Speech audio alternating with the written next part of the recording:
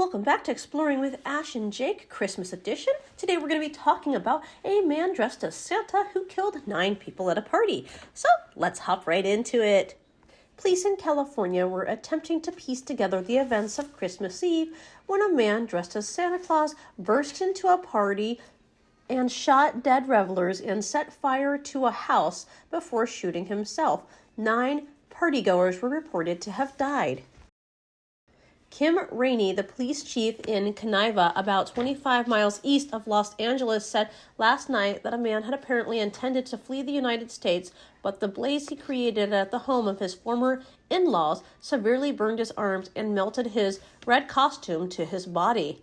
Bruce Jeffrey Padot, 45, laid-off aerospace worker, turned up during a party at the house in Covina with 4 guns and a fuel spraying device.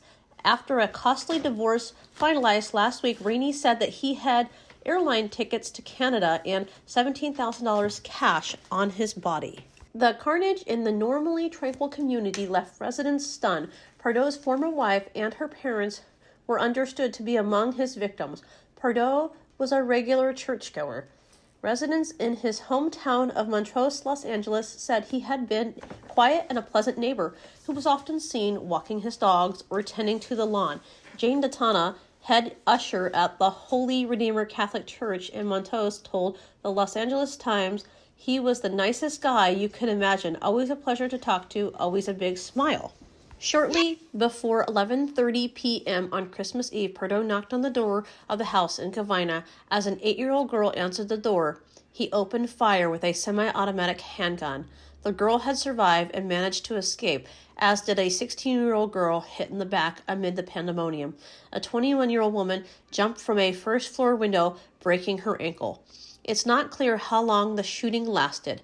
Afterwards, Pardo was sprayed a canister containing a highly flammable liquid around the house and used it to start a blaze. He is understood to have made the device himself. Police specializing in arson have never seen anything like it. The fire quickly engulfed the house. It took 80 firefighters almost 2 hours to control. Police found 3 bodies in the living room and a further 5 later in the other areas of the house. Pardo had been booked as an usher at the service of the Holy Redeemer Church, but had not shown up. Instead, he drove a rented car to Covina to the home of his former in-laws, Joseph and Alicia Ortega, and he had reached a divorce settlement with his wife, Sylvia, just days before. After the attack, he drove to his brother's house in Sylmar area of Los Angeles, where he was said to have shot himself.